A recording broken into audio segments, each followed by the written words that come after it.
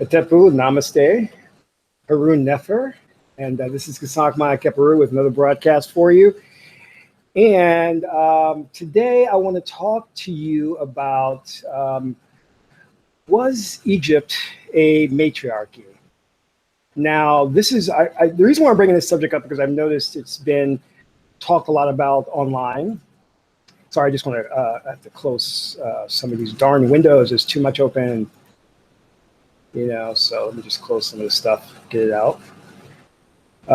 So there's been a lot of talk online, and people are asking questions. Was it a matriarchy? Was it a patriarchy? And I want to kind of clear that up now so that we can have a proper perspective on how the ancient Kemetic people lived their lives. And was there anything called sexism, where women prevented from making certain advancements or getting certain jobs?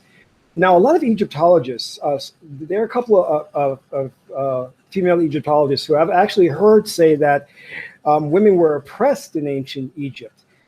Now, I don't subscribe to that, and I cannot see how they were oppressed. And I think that she was citing examples of the roles that they had, and they were relegated to certain roles. So let's dig into that and let's understand that, because we know in modern day society, we're having a lot of trouble with the whole idea of feminism, first, second, third wave, we're on third wave feminism right now, and women's rights. And I think today we had the women did their march today. So where is this all coming from? Well, if you watch my videos and you understand a little bit about how history played itself out, we know that the earliest cultures on the planet were right brain cultures. And we know that right brain is synthesis, is integrating. It always seeks to incorporate, see how things are alike. And then shortly thereafter, the timeline got co-opted and taken over. And then the left brain started to become a predominant way of thinking, that we became polarized in left brain thinking. And left brain is about separation. It's about labeling things, defining things. So once that happened, we were witness to the fact that women began to be oppressed. And we've had many, many examples, such as the witch hunts. But the reason why I think when I look at history, after the establishment of the right brain, or the sun worship, because after the establishment of the left brain and the sun worship, because of the left brain, the sun is symbolization of the left brain. So after that happened and the oppression of women began, I don't see it in the same way as maybe some feminists see it, both men and women, because there are men who are feminists, But what I see is a concerted effort to basically hide the truth of what's going on in the world. So follow me here. So when you have this thing where in Western society and a lot of non-Western societies where women were being oppressed, in many cases burnt at the stake and murdered and all that, this was really what this was about, was to suppress the right brain thinking. Because you had the global elite, or the cabal, who were the ones that had this plan of taking over the planet and creating a breakaway civilization. Now, what do I mean by breakaway civilization? Meaning that they would retard the progress of the planet, but they would live in this exclusive community with advanced technology, even where they can go off-world and travel through space. And I'm not talking science fiction, I'm talking fact. So in order to do that and keep the planet from catching up to them, they had to institute a different way of thinking, which limited the progress of the planet, and that is left brain thinking. And we know that when the women, especially in the witch hunts in the Middle Ages, were basically into the sciences of the occult, this was bringing back an ancient way of thinking and living, similar to that what our ancestors, the ancient Egyptians, did, and those of Atlantis and the Mayan cultures and all that. So the ruling elite couldn't allow that. So they instituted this thing where, because women are predominantly right brain, so they had to oppress women in that way. Meanwhile, the feminists think that the oppression is due to the fact that they had to have a vagina. So I see a little more deeper implications than that.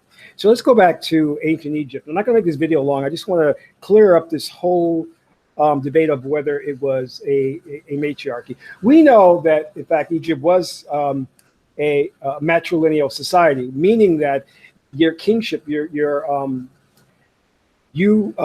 ascending to the throne of king depended on the female line, and her property and everything was the property and wealth was carried through the female line matrilineal.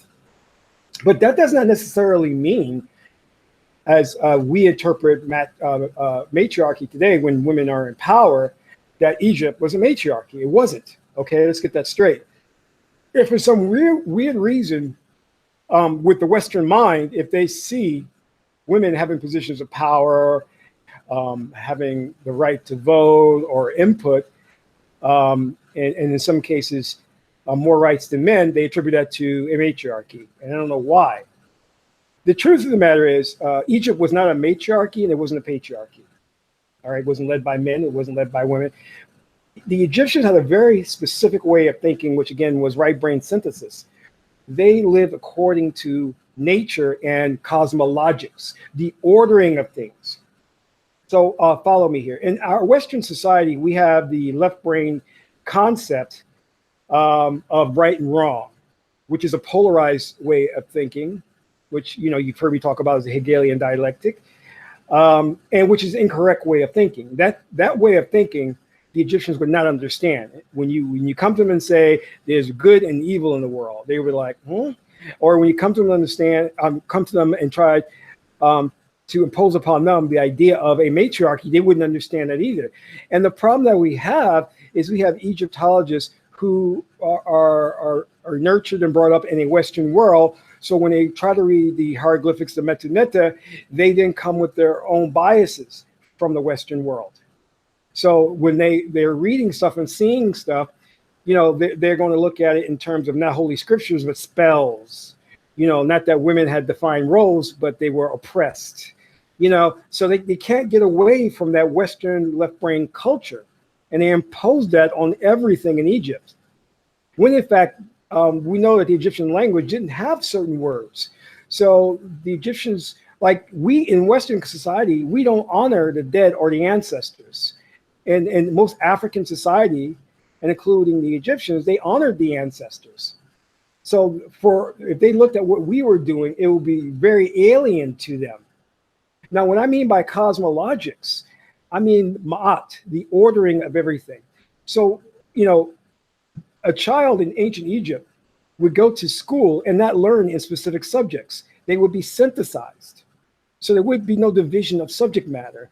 And going further, marriages would be done by looking at your astrological charts, would be done by looking at an oracle reading, if the oracle reading sanctioned the wedding or the union, and things of that nature. And so they looked at nature, they looked at the universe and patterned things after that. When you look at how the pyramids of Giza, the Great Pyramids of Giza were aligned, they were aligned perfectly to the constellation Orion. So this was, they didn't do things arbitrarily or according to yin yang or male female principles. They did things according to the universe. They mimicked how the universe operated, and you see that in the zodiac or the zoo, which is really, that's what it was, the study of the animals, the zoology, zodiac. So that's all about the study of the cosmos, study of animals, and the merging and synthesis of those. So we know that our ancestors did not have this concept of sexism or racism, because the right brain synthesizes. So they weren't looking at things in terms of this is a woman's place, this is a man's place. They were looking at the energy that you give off, and they said this energy is conducive to this type of role. So for example, if I'm a Pisces, our ancient ancestors would say, Pisces, you should be in the field of the arts or of philosophical pursuits. So, they're not looking at, oh, you're a man, you're a woman, so you should be in this role. That's not what they're looking at. And then they will also look a bit further. They'll say, well, your astrological chart says you'll be good in this field, so you should pursue this. Or in your past life, you did this, so you should continue doing it in this life. You see what I'm saying? So this whole idea of basing everything off the male and female energy was preposterous. And some, even if you understand the story of Hatshepsut, she was queen who took the title of king, and that was out of necessity. That was not because there was there was this entire civilization holding back women.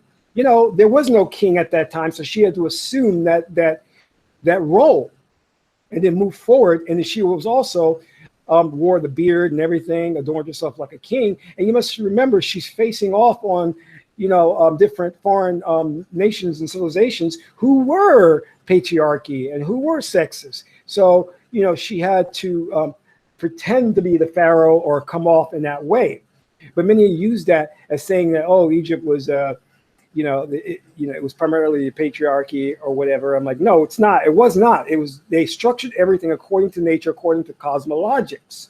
You're going to the form and function, which is ma'at. Your relationship to what you're doing is highly dependent upon the energy vibrations you give off, your birth in the astrology, the clan you were born into, and a lot of other things.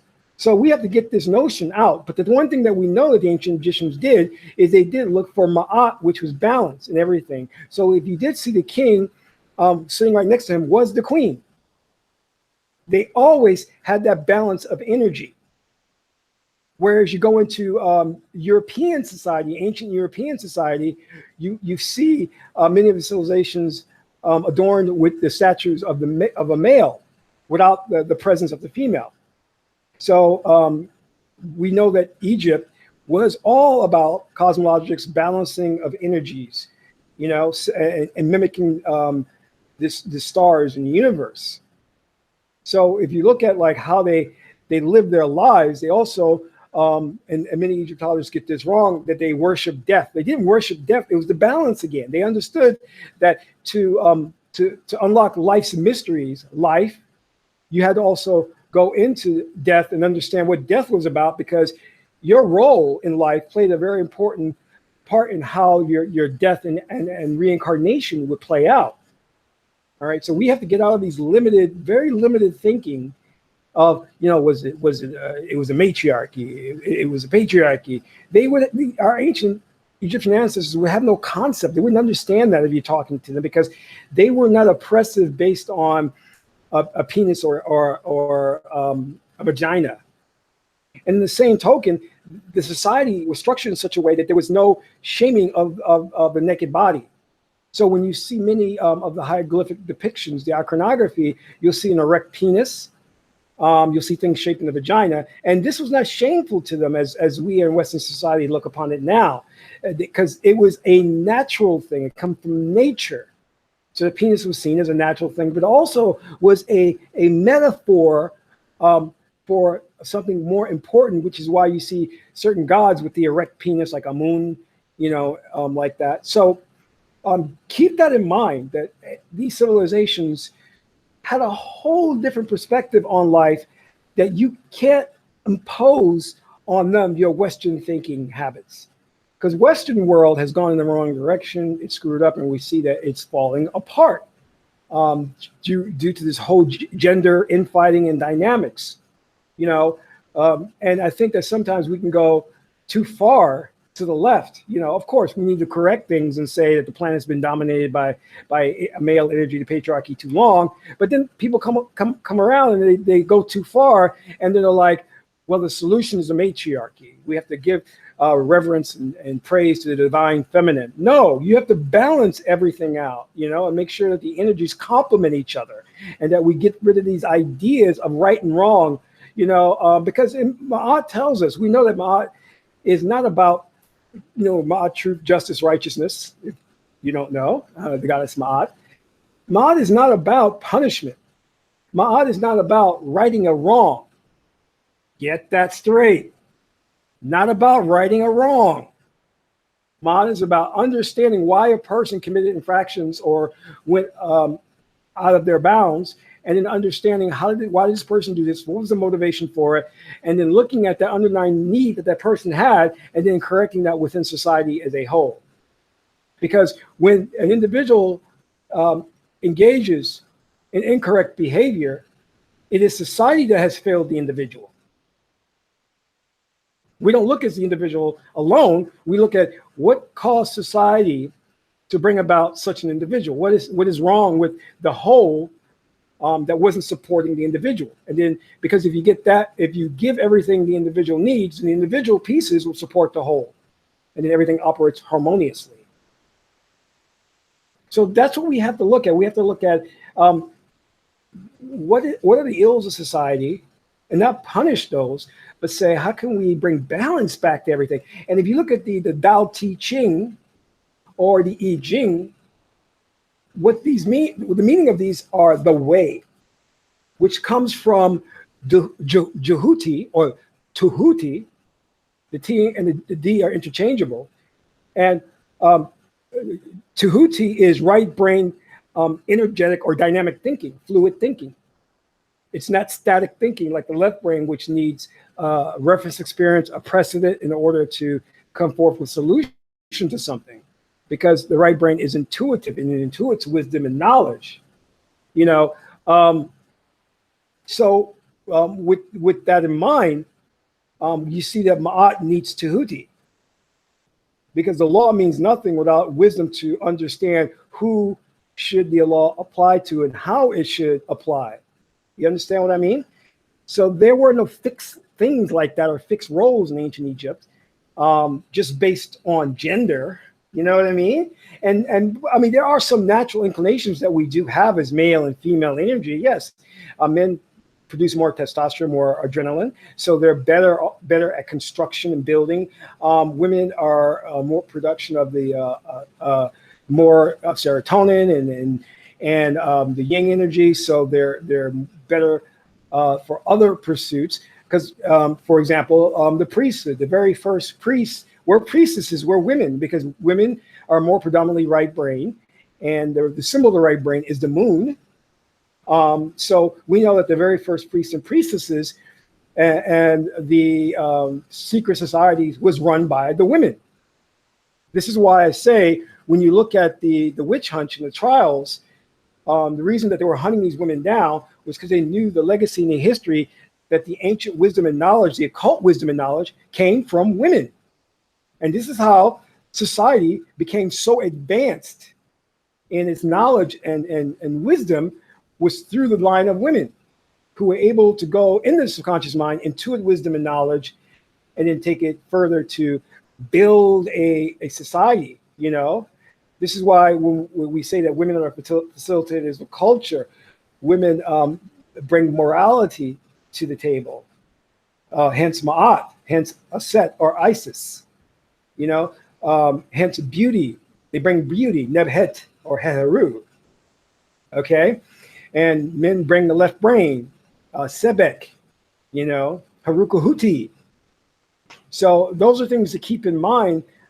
And this is why we have the Ened. The Ened is the tree of life, is the company, what they call the company of the gods, also called the Kabbalah. And on this tree, you have a role and position for every deity, a place for everything and everything in this place, and they have defined responsibilities that they have to adhere to for the whole to work properly. And really, the Ened, or the pantheon of the gods, is really a diagram as to how your spirit operates, what's within you that resonates outward. So when we talk about the gods and goddesses, they are within you. Remember, we talked about how the fallacy of the thinking process that there is an external world when there is not an external world.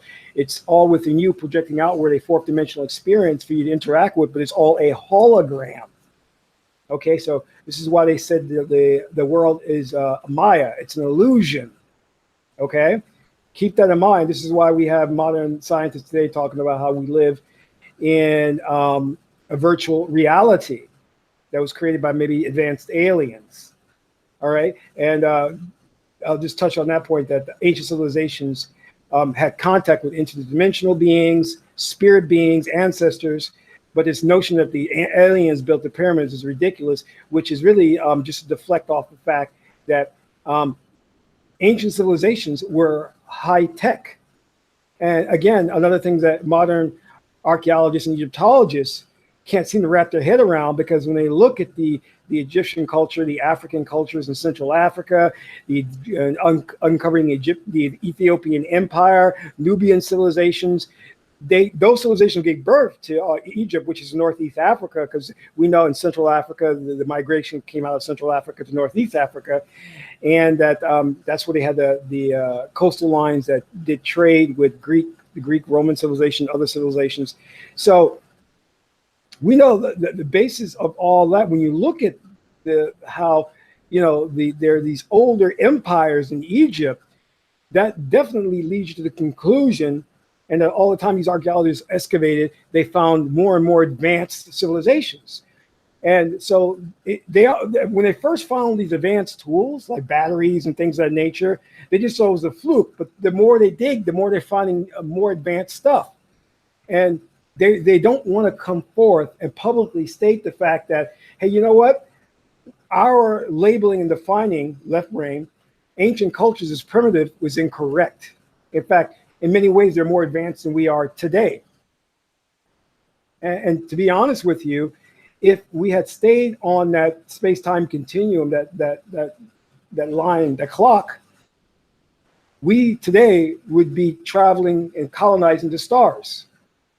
But because that timeline was disrupted and knowledge was suppressed, we're living in the dark ages right now. So when you see these Western archaeologists talking about primitive man and primitive civilization, they're wrong. They're wrong.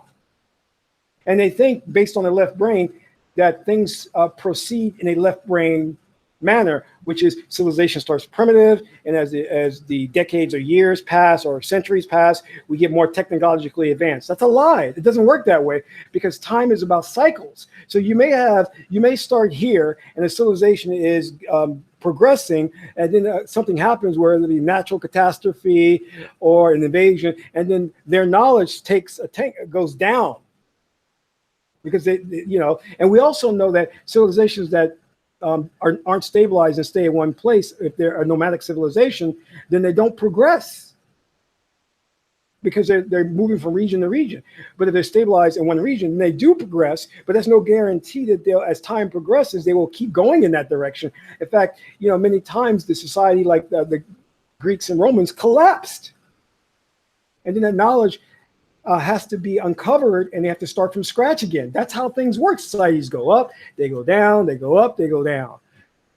So this linear thought process of beginning, middle, and end, that's not how it works. It doesn't, So I hope I've explained a little bit about, the whole idea of the matriarchy, and, how we are erroneously looking at things and deriving incorrect conclusions from those things. But also keep this in mind that this is not just by happenstance. This is not just bad thinking. There is a type of cover-up going on where they don't want you to know the true history. Because if you start to explore the fact that they were integrated brain thinkers, and that the key to an advanced civilization is integrated brain thinking, and people start to get on that path, they know the ruling elite who've created this breakaway civilization to where they are traveling the stars, they're going off world into Mars and things of that nature. They know their time is up. This is why they have to keep the planet in darkness. So anyway, if you've liked this broadcast, hit the like button and subscribe to my channel. Hit the subscribe button, and please share it with family and friends to get this information out. And let's get this revolution started. Get your friends and family started on the journey. And I also have a Patreon campaign that you can contribute to. We have 3 levels in the Patreon campaign, and you can contribute for as little as $1. And I am going to have some awesome exclusive content just for those Patreon supporters. So be sure to support us, and you'll have access to the deeper dive stuff. So until my next broadcast, this is Gasang Maha Keparu, and that's all for now. Amen Ra.